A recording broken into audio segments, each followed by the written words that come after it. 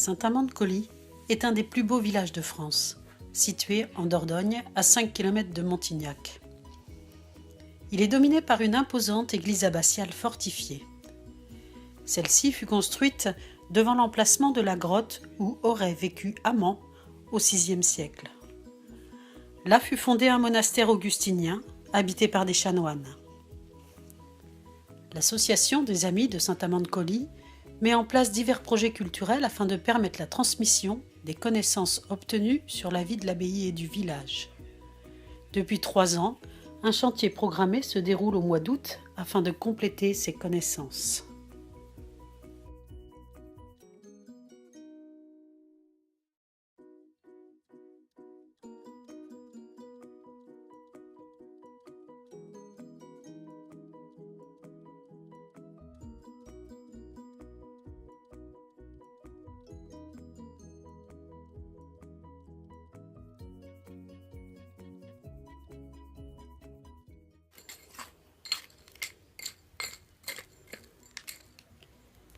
Bonjour monsieur, Bonjour.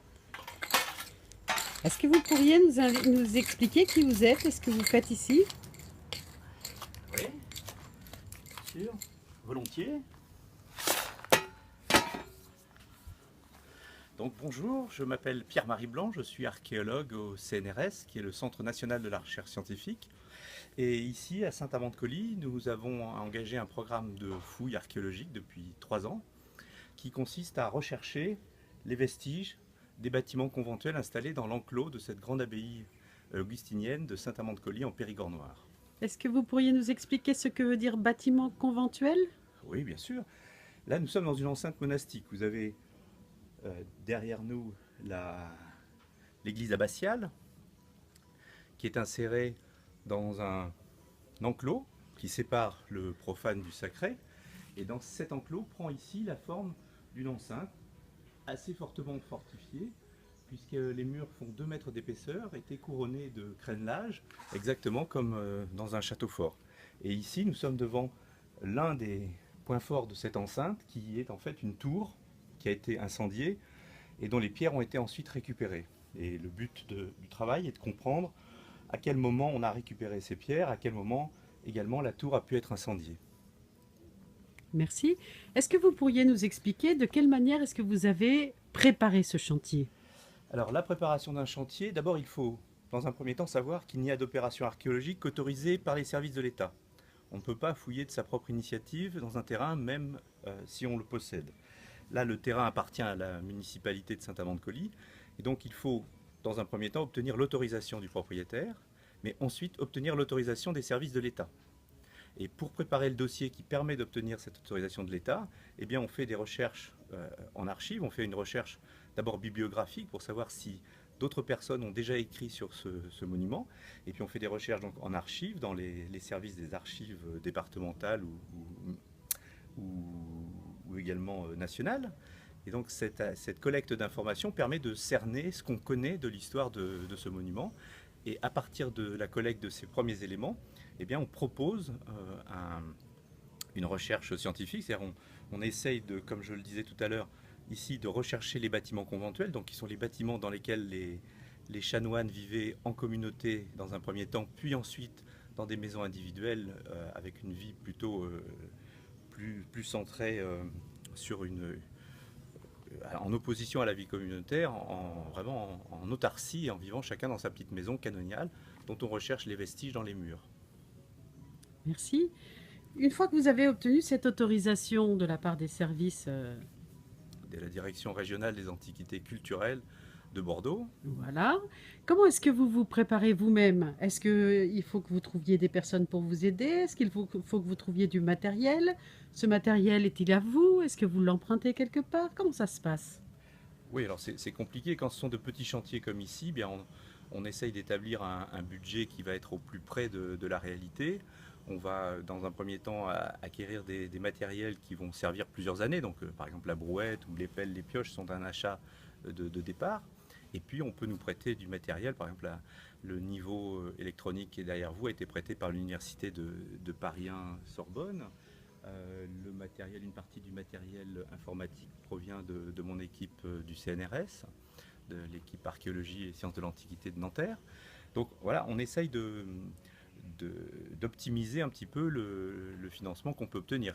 On a un financement de la part du service régional de l'archéologie qui témoigne donc du soutien au projet par ce geste, et puis des collectivités territoriales comme par exemple le conseil départemental pour la Dordogne, et ainsi que le service archéologique de la Dordogne qui nous attribue une petite subvention cette année en particulier. J'imagine que la municipalité aussi est investie dans ce projet. Oui, bien sûr. Comme je l'indiquais tout à l'heure, c'est elle, en tant que propriétaire du terrain, qui nous autorise à y pratiquer l'opération archéologique. Donc c'est ça, la confiance de base, elle est acquise. Ensuite, par le prêt de matériel, la mise à disposition du personnel municipal quand on a besoin d'un petit coup de main. Voilà, en particulier l'installation. Alors grâce à l'entreprise qui réalise les travaux de restauration sur l'église abbatiale, l'entreprise Dagan, nous avons un tube qui nous permet d'évacuer les déblais de fouilles vers une remorque de tracteur qui est mise à disposition par la municipalité de Saint-Amand-de-Coly, ainsi qu'une pièce de l'école qui est installée dans l'enclos abbatial également, qui nous permet de servir de base pour le travail.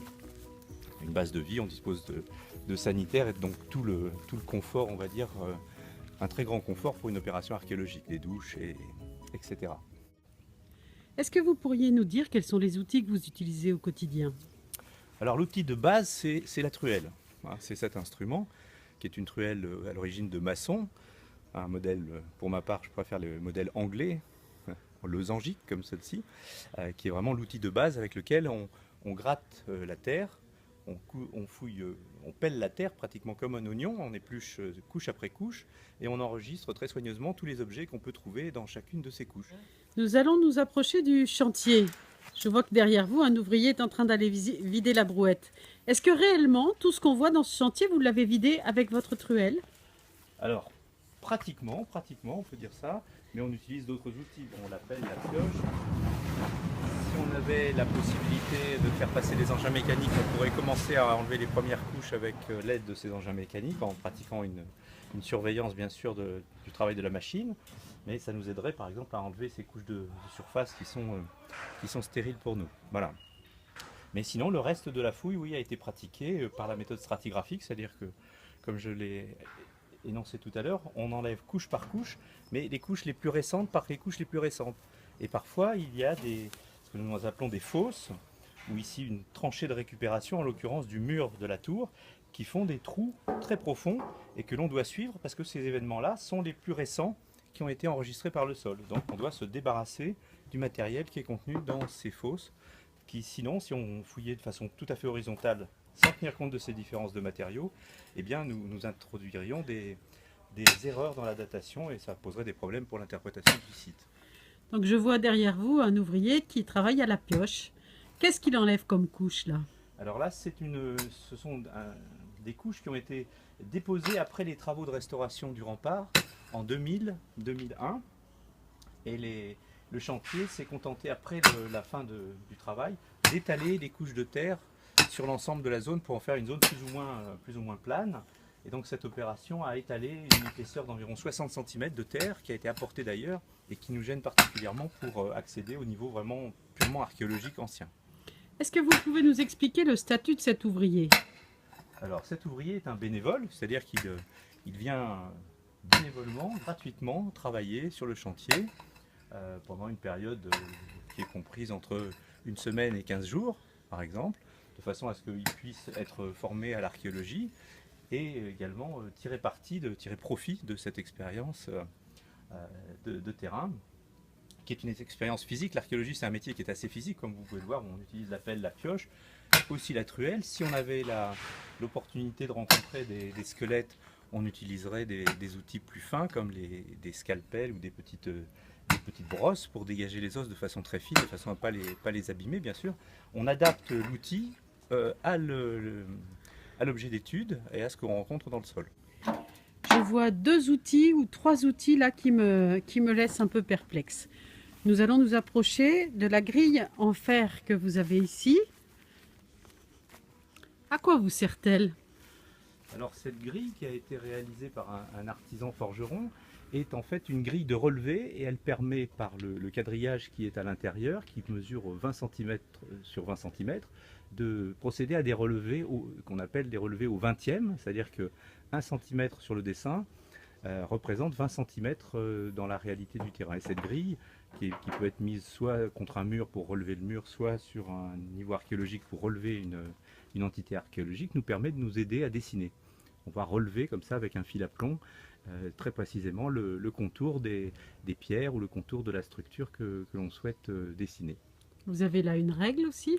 Alors c'est une mire, c'est en fait une mire télescopique qui peut mesurer jusqu'à 4 mètres de hauteur et qui sert à mesurer des niveaux dans le sol. Par exemple, si on demande à notre ami Raphaël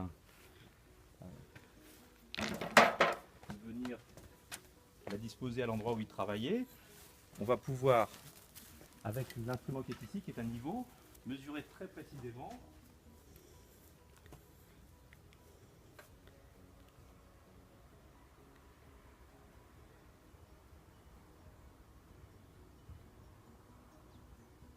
la lecture est d'1,65 m, c'est-à-dire qu'il est 1,65 m sous le niveau de référence de ce niveau, qui va lui être calculé par rapport à une référence absolue en nivellement géographique de la France, et on va savoir comme ça très précisément à quelle altitude se situe le sédiment qu'il est en train d'enlever. Merci beaucoup. Pour combien d'années vous pensez en avoir là à fouiller ces bas de mur de ce bâtiment conventuel? Alors là, nous avons le projet pour cette année de terminer la fouille de la tour. C'est l'objectif pour les 15 jours qui nous restent. Ensuite, eh bien, tout le travail va dépendre des autorisations qui nous seront accordées par les différentes autorités archéologiques.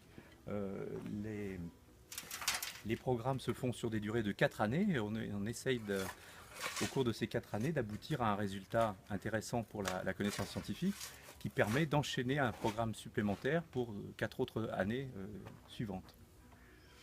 Est-ce que juste en 30 secondes, vous pouvez nous expliquer votre intérêt pour ce site particulier?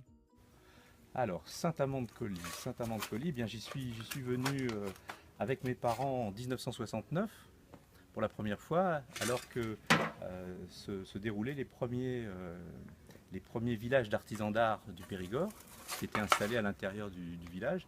Et j'ai pu, comme ça, pendant les 2 mois de vacances que nous passions ici, à la fois faire la connaissance des jeunes du village et créer des liens, et puis également m'intéresser à ce bâtiment qui restait un petit peu isolé dans son environnement, et petit à petit en faire un objet d'étude qui m'a permis de faire, quand j'ai commencé mes études d'archéologie et d'histoire de l'art à l'université de Tours, d'en faire une première étude, et puis ensuite faire une première fouille en 1980, puis une seconde en 1992 à l'occasion de travaux de la réouverture de la porte dite de Salignac, qui est à côté de nous, et puis également maintenant de proposer ce programme scientifique, puisque maintenant je suis professionnel de l'archéologie et que je peux à ce titre proposer des programmes avec une finalité scientifique, c'est-à-dire qu'on ne fouille pas pour fouiller, on fouille pour, comme je le disais tout à l'heure, pour étudier ces bâtiments conventuels, essayer de comprendre la topographie religieuse à l'intérieur du monastère, voir où vivaient les chanoines, voir où vivaient peut-être qu'on arrivera à comprendre où vivaient aussi les convers, tous les gens qui tournaient autour du monastère, parce que dans un monastère, il n'y avait pas uniquement des moines, il y avait des laïcs, il y avait des gens qui aidaient, et donc ces gens-là avaient besoin aussi d'habitation, avaient des activités, ces activités ont laissé des traces, et on va essayer de pister ces activités, qu'elles soient liées par exemple à la fabrication du pain, ou à la forge, ou à d'autres usages du feu ou de l'eau, comme on les rencontrera. Est-ce que vous communiquez avec les habitants de Saint-Amand-de-Coly? Alors il y a plusieurs biais, bien sûr. Il y a une partie des membres de l'association qui compte une cinquantaine de membres actuellement. Une partie de ces membres sont des habitants de la commune qui donc nous soutiennent depuis très longtemps. Certains participent en fonction de leur disponibilité aux travaux de terrain.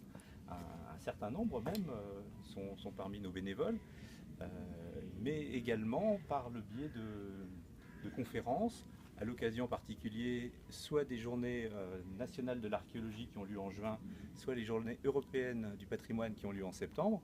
Eh bien, nous présentons à la communauté du village, la communauté des habitants de Saint-Amand-de-Coly, le résultat de nos travaux par le biais d'objets qui sont exposés, de conférences. Merci infiniment. Nous allons vous souhaiter du bon courage pour continuer. Merci. À vous aussi, Monsieur Raphaël. Merci. Et peut-être à bientôt. Au Au revoir. revoir. Merci.